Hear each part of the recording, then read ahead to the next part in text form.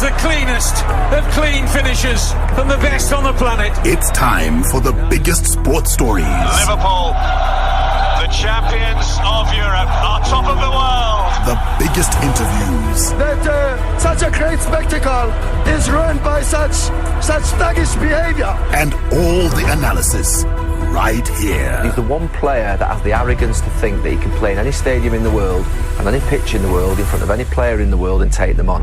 Every weekday, it's my sport, it's your sport. It's ZiFM Sport. Let's join the team for the biggest show in the world of sport on ZiFM Stereo. My station, your station.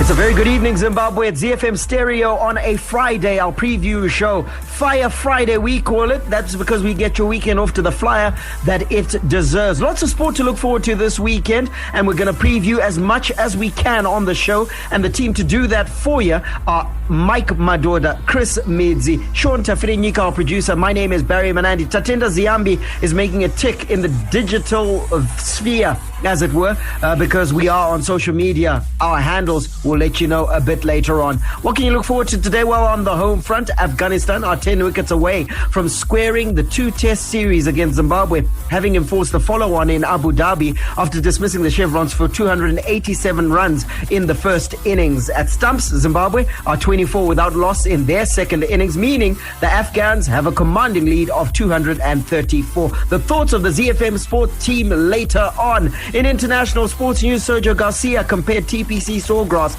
to Valderrama after an imperious 7 under 65 earned him the early outright lead at the Players' Championship, popularly known as the 5th major.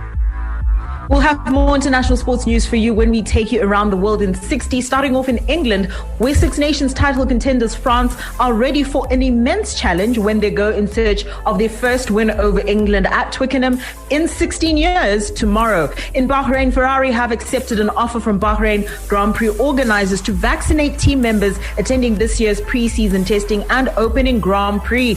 And we'll touch down in the United Arab Emirates, where Roger Federer admitted his goal was to be 100% back in business by the time Wimbledon rolled around, after the 20-time Grand Slam title winner saw his comeback from 13 months out with injury end in Doha.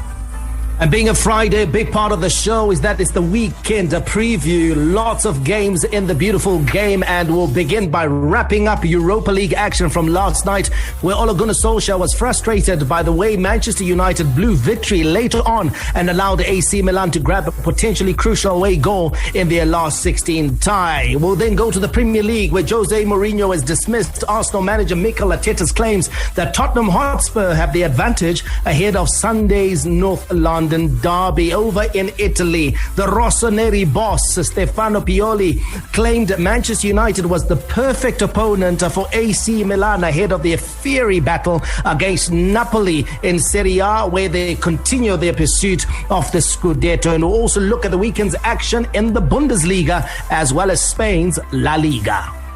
We start with our power play. It is Fire Friday, almost a farewell present, as it were, from the late Soldier Love. His latest offering released recently. This one's called Nyuchi, released of course under Passion Java Records. And Passion Java was saying the theme for 2021, Anzi Gorere Nyuchi. The Warriors, the Chevrons, the Cheetahs, the Mighty Warriors, and the Sables. From the pool to the track to the field, we are Team Zimbabwe.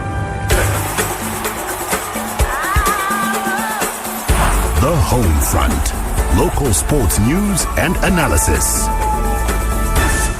At ZiFM Sport is the handle to follow. Why don't you follow it, interact with it, like the post, do what you need to do, and let's talk sport. At Mike Madoda, at Chris Midzi, at Tatenda Ziambi, at Barry Manandi, at Sean Tafirinyika, and at Gazaman14 for Alois Bonjira are our personal handles, and you can still interact with those and talk sport. And we're here to talk exactly that. Sport. Let's start with cricket, where it stumps on day 3. Now, Afghanistan are 10 wickets away from squaring the 2-test series against Zimbabwe, having enforced a follow-on in Abu Dhabi after dismissing the Chevrons for 287 runs in the first innings. On a pitch that's taking turn but remains good for batting, Zimbabwe openers Kevin Kasuza and Prince Mashaure batted out the 13 overs before close in their second innings to shave 24 runs off the deficit. The tail of the tape, Afghanistan putting up a mammoth 545 total for 4 declared. Hashmatullah Shahidi with 200 runs. Asghar Afghan 164, Ryan Burl taking 1 for 69, and then Zimbabwe 287 all out, as we said. Sikandar Raza 85, Prince Mashaure 65, Rashid Khan taking 4 for 138, and Amir Hamza 3 for 73. They enforced a follow-on to the Afghans. Zimbabwe had to come in and bat again. 13 overs remaining in the day's play today. They managed to make 24 without loss. Kevin Kasuza is sitting on 20 not out, meaning that Zimbabwe trails by 234 runs. Not looking good at all, Michael. Yeah, that's what we said at Stumps on day 1 after the Afghans got off to a rollicking start, and they cashed in. Look at the big scores, Barry, from Hashmatullah Shahidi, 200 not out. Asghar Afghan, 164. Really cashing on once they got starts on that deck. And that was the difference with the Zimbabwe batsmen, because if you take a look at our first innings, we got starts at the top of the order, save for the skipper, Sean Williams, and of course, Wesley Madevere, who copped another duck. You take a look at Mashaure, 65, Kasuza, 41, Musakanda, 41. Those are good scores. Yeah. Sikandar Raza, 85. We needed at least 2 or 3 of those to possibly convert those starts into half centuries, and 2 of them at least to get triple figures. That way would have been much closer to Afghanistan in terms of the first innings score. It was always going to be difficult to match the score of 545, Barry, having second use of that deck. But what we should have been trying to do was certainly to make sure that they don't have the option to enforce the follow-on, and for us to get as close to their score as possible, meaning that they would have had to come out to bat again in their second innings and hopefully spend as much time out in the middle, which would have then removed the time they needed to get all 20 wickets in this test match. As things stand, Barry, with 2 whole days left, we're talking about 6 sessions here. Zimbabwe, to save this, need to bat at least 5 sessions. Impossible to do, especially as this is a trial by spin. You talked about Rashid Khan, 4 for 138, Amir Hamza, 3 for 73, 7 of our wickets falling to spin. And it's going to be a bigger factor on day 3, on day 4 and day 5, if we even get there. Let's stick with the theme of batting, Chris, that Mike has brought up. Then we'll talk about the bowling performance by Zimbabwe, and of course compliment the Afghanistan team, who have certainly come to the party in both elements of the game. Our batting, the conversion rate wasn't great. The 30s and 40s needed to be converted to at least 50s, and of course those who got higher than 50 needed to go on and get their centuries, and then would have been at least knocking on the door, and at least enforcing that Afghanistan would have to bat again and in with a chance with a draw. As it stands, our batting, we're not hopeful that we'll be able to bat those minimum of 5 sessions that Mike is talking about. Least of all, even create a dent on that mammoth score put up by Afghanistan. Yeah, that 545 was always going to be an incredible chase to make, but I think we made it doubly difficult for ourselves. We got a decent start, we had a decent foundation, but when we fell apart around the middle, Musakanda, Ryan Burl, around that area, that's when Zimbabwe started to get things took a left turn down a dust road for Zimbabwe, basically. And if it wasn't for Sikandar Raza then picking things up, I think we would have been in a much worse place. What we need our batsmen to do, I think, is really engage and make sure that the entire order gets, like you mentioned, the people who are getting sub 50, getting those half centuries, and the people getting above that, getting the centuries, in order for us to have a score that's at least competitive. I think at this point, 545 is looking like a very tall order.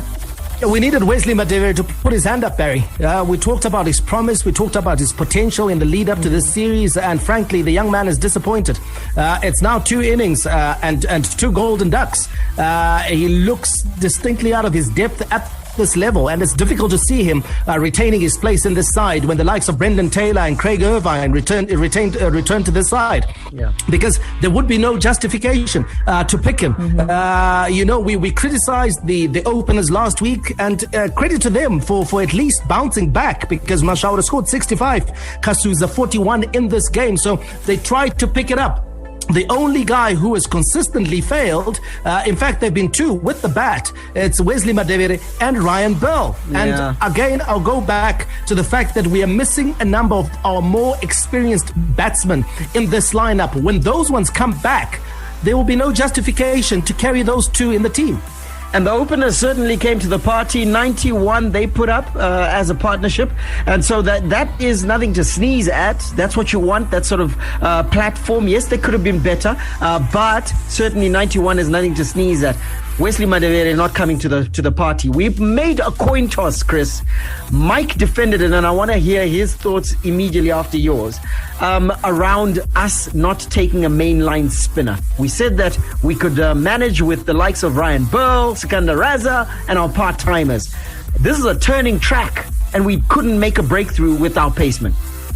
We couldn't make a breakthrough with our paceman, and it's quite evident in that total score, and it's quite evident, obviously, that our batsmen are not going to be able to chase that. If we had had a specialist spin bowler, then we would have had a situation where that score would have been significantly lower. So big mistake on that part, and it's impacted the entire test. I stand accused, and I also stand here guilty and falling to the mercy of the court, and simply because I'm guilty of making the same mistake of assuming that we would be playing on a similar deck to the one that we played in the first test. The Afghans went radically different because they realized that they couldn't match Zimbabwe if they prepared a wicket which had a bit of something for everyone, like the first deck that we played on in the first test match, where the seam bowlers were a factor, and it also offered a bit of purchase for the spin bowlers, like we saw Hamza. I think Hamza picked up, 6 wickets? 6 wickets, yeah. For Afghanistan in our first innings in the first test match. They realized that they couldn't compete with Zimbabwe on that deck. What they needed to do was prepare a typically subcontinent flat deck, which offers a sizable advantage to the team that wins the toss and opts to bat first. Yeah. And then you put pressure on the team that has second use on this deck by piling up a very huge total. Because you take a look at the total that Afghanistan came up with, Barry, 545. Guys making double hundreds who looked like they couldn't get past 10 in the first innings. So that's the difference for me. Had we had a specialist spinner, like Chris said, that 545 perhaps would have been 450, and Zimbabwe might have been a bit closer to Afghanistan. But I think what was critical in this test match was the toss. Yep. Afghanistan won the toss, and they had first use of that deck. Had Zimbabwe won the toss, no doubt would have batted first, and perhaps right now Afghanistan would have been in a similar situation to Zimbabwe, where Zimbabwe would have scored 470, 480, 490, or even 500, and they would have been the ones with their backs to the wall. That's why it's called a test match, and that's why it's called test cricket. The permutations are many, the considerations are multiple, and those considerations seemingly in this test went against Zimbabwe. And we say went because it's the weekend, and we suspect that this test match will be over pretty sharpish. Unfortunately, the chevrons are going to be on the sharp end of this result, resulting in a test draw, one apiece. It may end in Abu Dhabi, but that's us getting ahead of ourselves. It isn't over yet. Let's see how this one plays out. We'll let you know come Monday. Hi, my name is Sean Williams, Zimbabwe cricket captain. You're listening to ZiFM Sport. We have a local sports news roundup for you, starting with netball, where Gems captain and Surrey Storm goal defender Felicitas Kwangwa believes women in sport are working hard to earn their stripes, and future generations are likely to enjoy the proceeds. The Zimbabwe netball team star, who turned 26 on Tuesday, is leading the way in team sport as she continues to put in solid performances in the English Netball Super League. Kwangwa will be in action for Surrey Storm this weekend, starting with a match against Seven Stars tonight before a date against log leaders Loughborough Lightning tomorrow afternoon. In chess news, the Zimbabwe Chess Federation will hold their annual meeting tomorrow as they seek to resume official activities in the coming weeks. The Indaba will focus on several aspects, including the document they will submit to the Sports Commission for them to start official matches. Chess is one of the sport codes which was given the green light to resume activities after it was deemed to be among low-risk disciplines. The ZCF executive, led by Collins Tongoona, have been conducting games virtually during the lockdown. And I don't mean to cast aspersions on the dignity of chess as a sport, but is it really a sport, Chris? What are your thoughts on that one? It's tricky, Mike, because it's a bit like the conversation around bodybuilding. Is it really a sport? Chess even less so. Is it really a sport? It's a little bit tricky, but it's been classified that way. So maybe chess players consider themselves athletes of some sort. At least I lean to it not being a sport. At least bodybuilding, they do hit the gym. You know, they'll break a sweat in preparation just to look good. So there is an aspect of actually physical exertion. What are your thoughts, Matt? Chess is the exertion of the mind, so it is a sport. What do you mean exertion of the mind? We might as well write maths exams and call it a sport. You need strategy. You need the gamesmanship, the ability to spar with your opponent mentally. So there, 100% sport. Oh, okay. Divided opinion here in studio. I'm leaning towards Chris.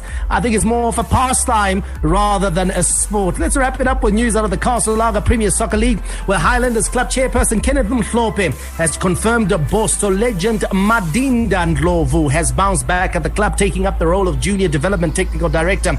The Highlanders, great known for his promotion of junior players groomed by the club, will head a juniors technical team whose lineup will be made up of former Boso wingers Gift Lunga Jr., Sizabantu Koza and Dan Ngwenya. Hi, this is Mike Madod, and you can catch me and the team for all the latest breaking news out of the world of sport, local as well as international, on your favorite station, my station, your station, ZiFM. We are Z-Team on ZiFM Sport. Z. From the front of the grid to the back of the net, it's ZiFM Sport. International Sports News Roundup, where the world comes out to play. Golf takes center stage in your international sports news. We're taking a look at the richest tournament in golf. It's the Players' Championship, and it's on at TPC Sawgrass. But before we get there, just a reminder that the second half of the show is the beautiful game, the usual plethora of big games in the major leagues of Europe, Bundesliga, Serie A, La Liga, as well as the Premier League. Why don't you get in touch with us early? Send us your predictions on at ZiFM Sport. That's Twitter as well as Facebook. Now let's get to the golf, where Sergio Garcia has compared TPC Sawgrass to Valderrama after an imperious 7 under 65 earned him the early outright lead at the Players' Championship. Garcia produced a sparkling finish to open a 2-shot lead after the opening round, as Rory McIlroy's title defense got off to a terrible start. Let's hear from the Spaniard Garcia, who reflected on his impressive finish to the opening round. You know, there's some courses that kind of go through your eyes and some others that don't. For me, Valderrama, these one are two of my favorite courses in the world. So I always, even if I'm not swinging a maze like perfectly, I feel like I can always manage to score something. And that's what I was able to do today. You know, I mean, I hit the ball nicely, but I didn't hit it amazingly. But I was able to be like 3 under par through the first 15 holes or so, and then when I started hitting a little bit better shots and roll a couple putts in, then obviously I had a great finish. Garcia, who's now 41 years old, of course, is a 3-time winner of the Andalucia Valderrama Masters. Well, if he's comparing those courses, Barry, it means that he must be, first of all, familiar with the environment, familiar with the conditions, and very happy about it, because it showed in this opening day performance of his? Yeah, very confident. Feels that he knows the environment, knows the course, and that the course could give him some rich rewards, and it certainly has on that first day. Going and finishing, closing it out after having been three under through the opening 11 holes is just a sign that he had a bit of confidence about him, knew what he was doing, and knew how to see it out. The question is, just as much as he closed out the first day, he's going to have to be able to close out the second, the third, and the fourth day. If he can do that, then 100% he could be our champion this year. Yeah, Barry talking about the need to string together 4 days of good golf, and that so often has been Sergio Garcia's Achilles heel, Chris, the ability to be consistent and to stay at the top when he gets an advantage.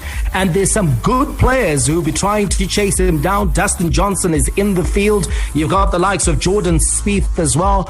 Colin Morikawa is on the field as well. So it's going to be very difficult for him to try and keep players like that, Lee Westwood included, at bay over the course of 4 days.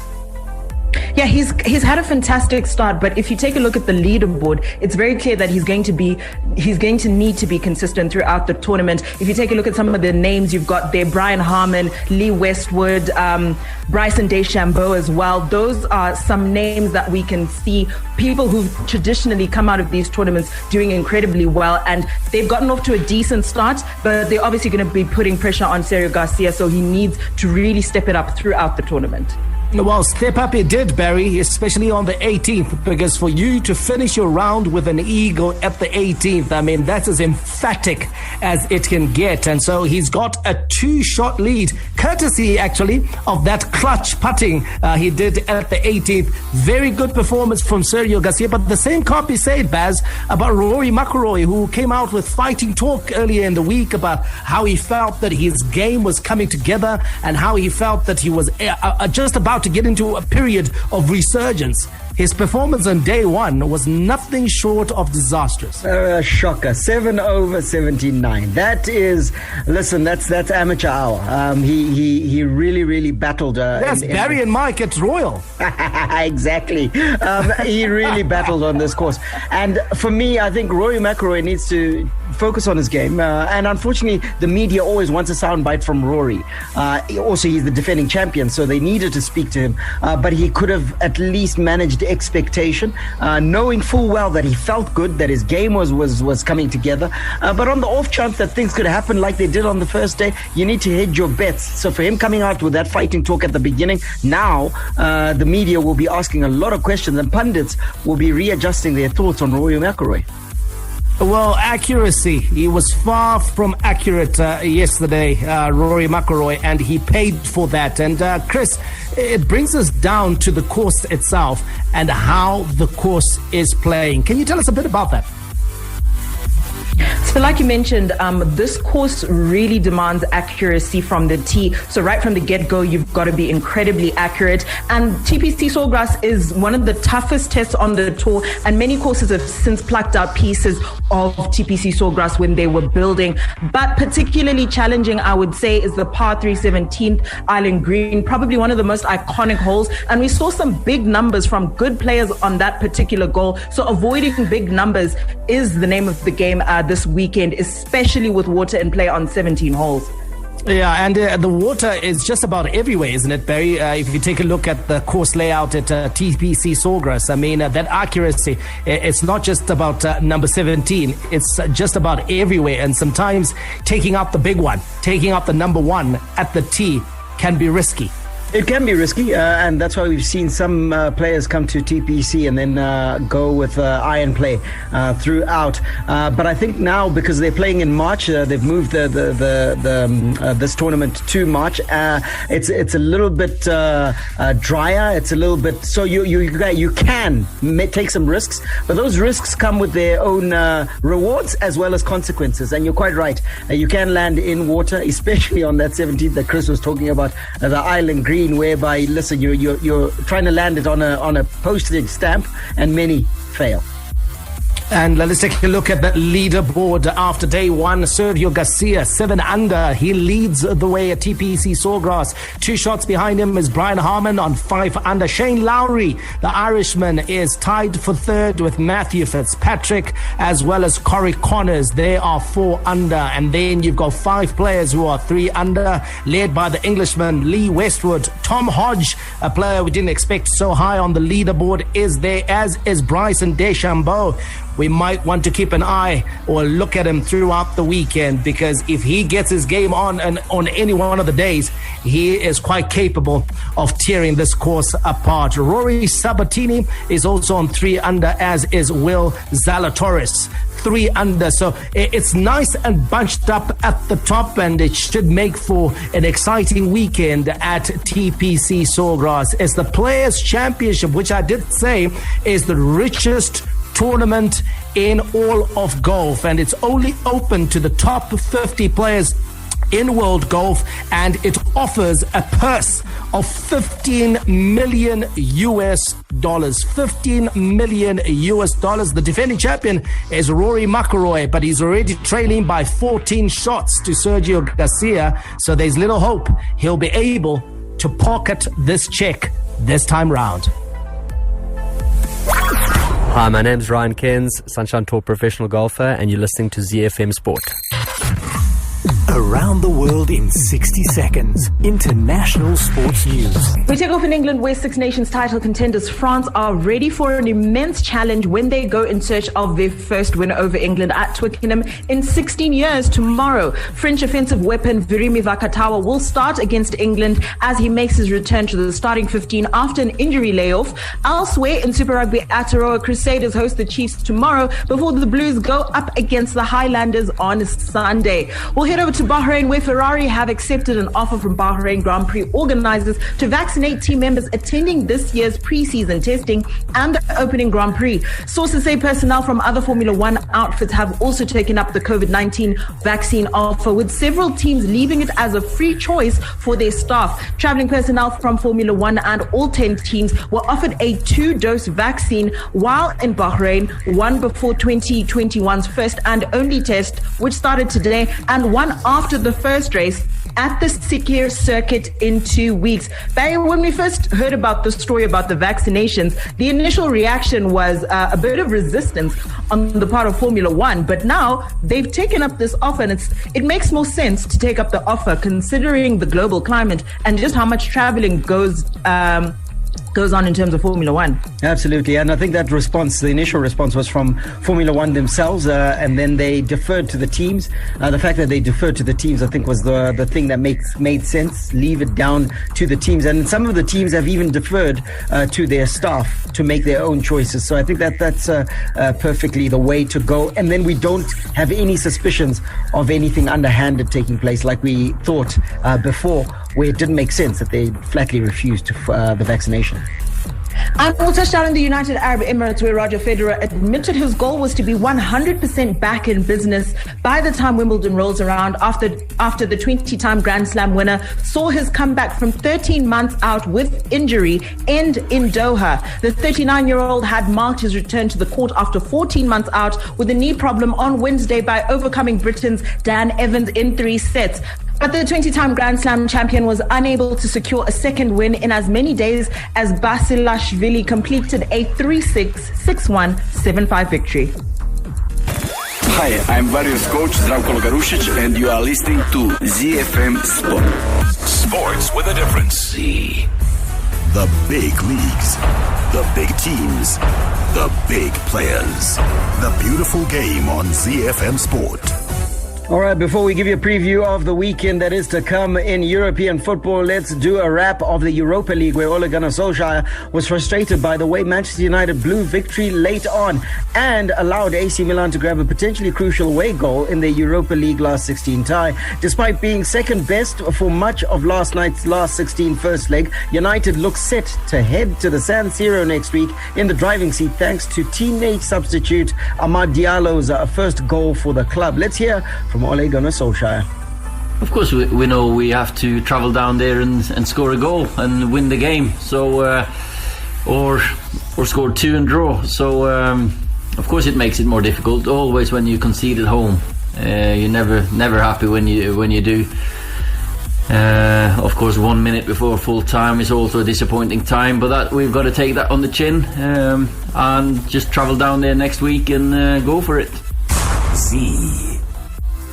Bunja, Ole cutting a very frustrated figure there, and you can understand why, albeit on the balance of play. To be fair, AC Milan deserves something out of this game.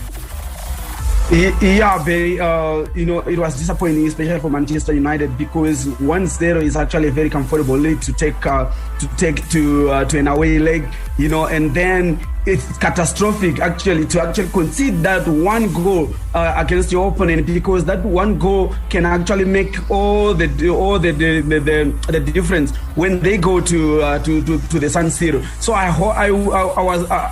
I'm not surprised that he is disappointed, because at that particular moment I think they would have been preparing that, as long as we go there and no one scores, we are in the driving seat. But now just that one goal changed everything. If no one scores, it's AC Milan in the driving seat. So they now have to score, which is now they now have options that are more difficult than AC Milan, because AC Milan can just decide to close shop and say you can go 0-0 and win. So it's actually difficult, very disappointing that the tables could just be changed in those few seconds. But like you said, I still believe that at the end of the day it was justice done, because AC Milan deserves something out of this game, because Manchester United were like last yesterday. I think what will really compound Ole Gunnar Solskjaer's frustrations, Barry, is the fact that they were up against the second string AC Milan side. This was a side that was missing always big stars. Donnarumma, the Italian number one, was on the bench. The likes, of course, of Tonali, he was missing. Ibrahimovic was missing. The young Daniele Maldini was missing. Mandzukic was missing. Rebic was missing. Kanaloglu was missing. Benazir was missing. They were missing their team. You expected Manchester United to play front football, to dominate this side, and to get themselves a healthy advantage. And that's why Ole Gunnar Solskjaer will be frustrated, because this is a lost opportunity. You don't know what sort of team now that AC Milan is going to pick in the second leg, because AC Milan may feel that, we're well in this, we're quite capable of beating Manchester United at the San Siro and still maintaining our challenge in Serie A, because their selections betrayed the fact that they're obviously placing all their value in trying to win the Serie A title. That's why they went to the second string side. And for Ole Gunnar Solskjaer, it's a lost opportunity in that. I think when you are on the trajectory that Man United is going in, you need these good cup runs. You need, to do well in tournaments like the Europa League, possibly even win them. Get yourself a cup, get yourself some silverware, get to a final. Give the players and the fans belief that you can challenge. If you remember, that's what set Jurgen Klopp on the way when Liverpool made it to the final of the Europa League. Yes, Liverpool then lost to Sevilla in that final, but it gave everyone around Liverpool belief that the team could challenge, and also made Liverpool an attractive destination for players in Europe. So I can understand Solskjaer's disappointment. His players let him down last night. His players certainly letting him down. The tragedy, Chris, is that everyone then points the daggers at Ole Gunnar Solskjaer, and they start raising those doubts about him, albeit that, Dean Henderson could have done a lot better for that set piece that was scored by Simon Kaye right in added time, critical phase for a game. And certainly all of his other stars that were on the field of play could have done a little better, but everyone will be having doubts about Ole Gunnar Solskjaer. Everyone will be having doubts about Ole Gunnar Solskjaer, and if you check out social media, there's actually some Ole Gunnar Solskjaer fired comments that are going around and rumors that are starting to swirl, and that's not necessarily going to happen, because I don't think administrators make those kind of decisions having taken a look at the game to say, you know what, in this particular scenario we can't necessarily blame Ole. I'm not Ole's biggest fan, but in this match it's going to come down to the players and not necessarily the manager himself. I think there's instances where his actions are redeemable. In this scenario, he did his best and it was up to the players, and the players certainly let him down. Yeah, the players letting him down. And as Mike said earlier, AC Milan not sporting their best side, as it were, but certainly Stephen Kessie in the midfield had one of his best games in AC Milan colours, and certainly deserves something out of the game, and just deserves that they left Old Trafford with a 1-1 scoreline to take back to the San Siro and the away goal advantage. The rest of the Europa League last round of 16 first leg results. Ajax imperious over Young Boys, they won 3-0. Villarreal getting 2 away goals over Dinamo Kiev, that one ending 2-0 in favor of Villarreal. We told you about Manchester United 1-1 with AC Milan. Slavia Prague and Rangers also playing out a 1-1 draw, but Rangers was away from home, so they got an away goal now. Granada 2-0 winners against Molde, and then Arsenal 3 away goals to take back to the Emirates over Olympiacos. Olympiacos only managing to score 1, so the game ending 3-1 in favor of Arsenal. Roma 3-0 winners over Shakhtar Donetsk, and Tottenham Hotspur at the Tottenham Hotspur Stadium winning 2-0 over Dinamo Zagreb. England is where it's all happening. It's time for the North London derby. It's Arsenal taking on Spurs. But before we get there, the big news out of England earlier this afternoon is that Chris Wilder, the man that many people felt could have actually won the manager of the season last time out instead of Jurgen Klopp, I don't know what they were smoking, but he certainly had a good performance. So with Sheffield United, well, he has been shown the exit at the Blades. Chris Wilder has left Sheffield United, having taken the team to the Premier League from League One. But right now, they're on the cusp of a relegation. They are currently bottom and 12 points off safety with 10 games remaining. Hardly a surprise, this one, Chris. Hardly surprising. Sheffield United is facing relegation at the moment. What's interesting, though, is the timing of the decision. One would question possibly why now. Should they have potentially let him finish out the season? So not surprising that Chris Wilder and Sheffield United have parted ways. That timing is perhaps the only surprise, Alois, because you'd have thought that if they wanted to get rid of him, they would have got rid of him and given the new manager enough time to actually try and salvage something from this season and save their Premier League status. But with just 10 or so games to go, the new manager doesn't have a hope in hell.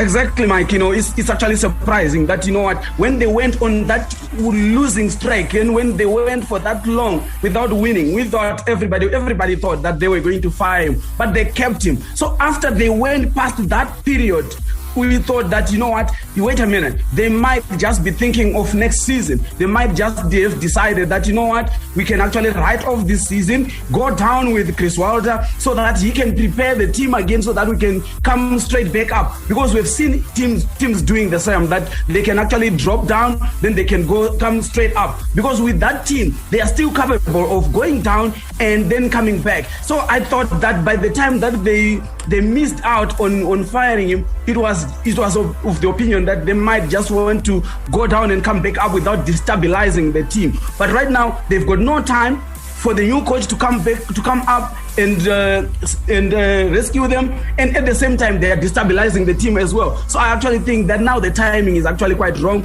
If it was me, I would have just gone down with Chris Wilder, maintain the team so that I don't disrupt anything, then fight to come back up again. That was actually, for me, more sensible than firing him now with 10 games to go, where the coach doesn't even have any time to rescue this team. It's very difficult because the English Premiership is very difficult to close even 5 points. Yes, all right, Alois. Very little time left in this current Premier League season, and that's why it's the business end, and that's why every game here on out counts. And there's a big one in North London. It is Arsenal taking on Tottenham Hotspur, and Jose Mourinho has dismissed Mikel Arteta's claims that Spurs have the advantage ahead of Sunday's North London derby. Tottenham travelled to the Emirates Stadium after both sides won in the Europa League last night. Let's hear from Jose Mourinho, who's never been short of mind games before big games. On the 6th of December, we played against Arsenal in our stadium. On the 3rd of December, Arsenal played at home against Rapid Vienna. And at the same time, we were playing in the ice in Linz against Lask Linz. We landed in London 3 a.m. Was that an advantage for Arsenal? I don't think. I think about trying to win tomorrow and trying to win Sunday, trying to win the next match in Europa League, trying to win the next match in the Premier League, and I think that's the way it has to be. It has to be done, and that's the way I want the players to feel. We are not going to throw away any competition. If we are knocked out in Europa League, it's not because we didn't go strong. Will be because the opponent was better than us. And in the Premier League, if you don't finish top 4, it's because other clubs, they did better than us and they had more points. But we are going to be strong. Spurs, Barry, are sitting in 7th place whilst the Gunners are down to 10th. But the way we've seen Arsenal playing in the last month, they surely have designs on finishing even higher than their 10th place suggests. Yeah, they do have those designs, and also the one thing that Mikel Arteta has fixed and has assisted in this better run that Arsenal is on is his defence, whereby they're defending a little bit better. But then the same can be said for Spurs, who seem to have also rediscovered their mojo in defence. The one thing working in Spurs' favour, if he uses them, is that Gareth Bale seems to be absolutely back. So I think if we had looked at this fixture maybe 6 weeks ago, we wouldn't be as excited for the entertainment possibly that could be on show. This weekend, we're all licking our chops as football fans, expecting an entertaining affair, albeit that one will probably be the immovable force, Tottenham, and the other, the irresistible structure which comes at them, which will be Arsenal. And of course, Aubameyang back. He looks like he's rediscovering his old form. Saka has been absolutely outstanding for the Arsenal. Odegaard is showing glimpses of what he can do, having lit up La Liga whilst he was at Real Sociedad. He is a young player who burst onto the scene, and many people say that he would be the new Messi. But years later, we're still to see all that promise come to fruition, and perhaps the Emirates and perhaps a big game like the North London Derby is a game that he needs to prove himself. You take a look at their performance earlier on, or the game between these two teams, Chris, earlier on in December. Spurs ran out comfortable winners, Harry Kane and Son, the scorers. Are those the two players that Arsenal needs to keep an eye on in this game if they're to register a victory?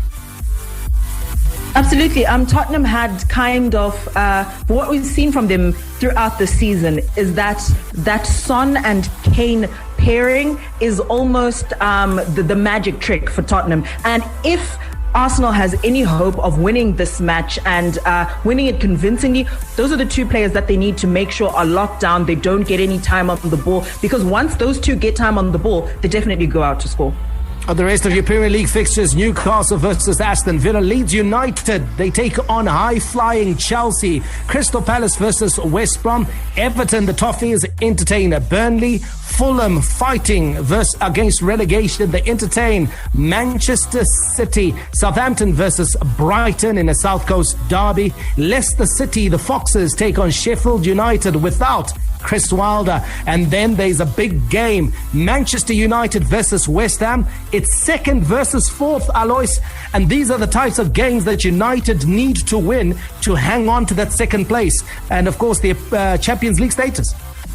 Of course, Mike. You know, Manchester United, they don't have to wait for the big ones. They don't have to wait for the 6 pointers for them to actually maintain that position. You know, there was a time that Roy Keane once talked about it, that, you know what, the ability of us winning the league championship for so many times. He was talking about the Alex Ferguson time. He said it was our ability to go out into the mud and collect points. By mud, he was not talking necessarily about the mud. He was actually talking about these games, these small games. He said, you go away to these smaller teams, you beat them. We had the ability to beat all of them. Whereas the teams that were chasing us were dropping points against these smaller teams. They would drop 1 point here, 3 points here, 2 points here. But for us, we were going all out and beating them. Then by the time we play against these top teams, 6 pointers, we could even afford to lose to them. There was a time that they actually won the league after they never beat even one of the top 6 teams in the league.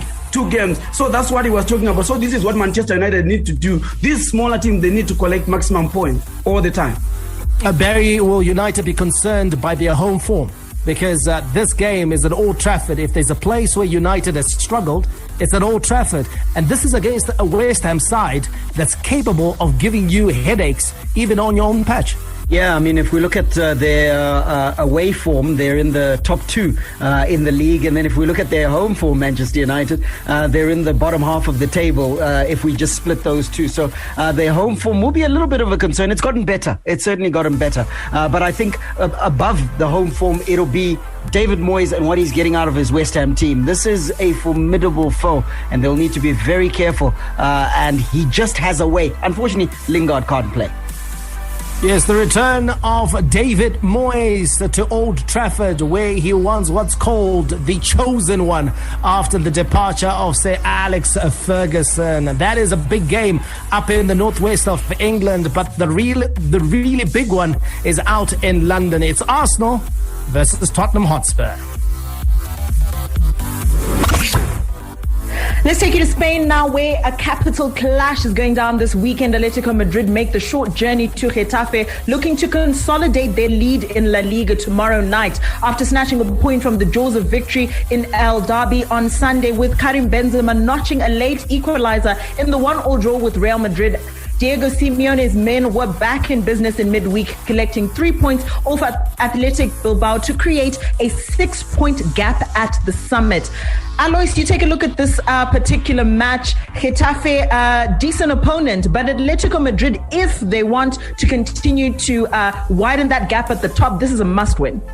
Yeah, decent opponent, yes, but this is a match that they can win. This is a match that they should win because they are the table toppers right now, and they need to consolidate their position, because if they can't beat teams like Getafe, they can forget about winning the championship. Because remember, Barcelona are now breathing down their neck, and you don't want a team like Barcelona breathing down your neck. Every point from now onwards counts, and they know it very well that Barcelona have hit top form. They have gone for a long time without losing, so they are very dangerous, and they don't want Barcelona going into the last match with 3 points ahead or what. They need to maintain that gap. So beating teams like Getafe, it's a must. They have to beat them. I don't know how they're going to do it, but they have to sit down and say, you know what, from now onwards, we have to collect maximum points. Because when Barcelona is behind you, they are capable of winning maximum points from there onwards. Barcelona breathing down their necks, and this is an absolute must-win for Atletico Madrid. But for Getafe as well, they're basically floating above relegation at the moment. They're trying to maximize on those points. And Atletico Madrid has had a bit of a jittery spell in the last month or so. Does Getafe go into this a little bit more confident because of that, Mike? I don't think so. I don't think they'll be under any illusions that they're playing a very good side in Atletico Madrid. They'll, of course, remain hopeful because, contrary to a lot of public opinion, La Liga is actually very competitive. It's the one league where even the bottom sides are actually capable of putting on a very good performance and occasionally upsetting the top teams, as we have seen over the last 2 or 3 years. So they are quite capable of getting a result, but they know that Atletico Madrid has got a lot of firepower. This is a different Atletico Madrid to the classical Simeone side, which has been very defensive. This side has actually got some very good ball players and is also full of goals. They're capable of scoring goals. So they'll be very wary of Atletico Madrid. Atletico Madrid themselves will also be they'll be wary of the fact that they know that Barca is breathing down their necks. That they have to win these sort of games in order to get over the line. Must win for both of these teams, but especially for Atletico Madrid, sitting right at the top of La Liga. The rest of the weekend fixtures: Levante takes on Valencia, Alaves versus Cadiz, Real Madrid will take on LK, Osasuna versus Real Valladolid, Celta Vigo versus Athletic Club, Granada versus Real Sociedad, Aiba versus Villarreal, and Sevilla will be up against Real Betis. Let's quickly give you a fixtures out of Serie A in Italy, where Lazio take on Crotone. Atalanta will host Spezia. It is Udinese taking on Genoa. Parma will host Roma. Torino versus Inter Milan. Cagliari host Juventus. And in the pick of the fixtures in Italy, AC Milan takes on Napoli. In Germany, Borussia Mönchengladbach travel to Augsburg. Union Berlin host Cologne. Bayern Munich travel to Werder Bremen. Wolfsburg entertain the stuttering Schalke. Borussia Dortmund versus Hertha Berlin. Bayer Leverkusen takes on Arminia Bielefeld. RB Leipzig take on Eintracht Frankfurt, while Stuttgart host Hoffenheim. In Ligue 1, Reims versus Lyon. Monaco versus Lille. Paris Saint-Germain host Nantes. That's all we have time for. Have a fantastic weekend. Zimbabwe will catch you on Monday. May God richly bless you. That's my story, and I'm sticking to it. Manandi, out.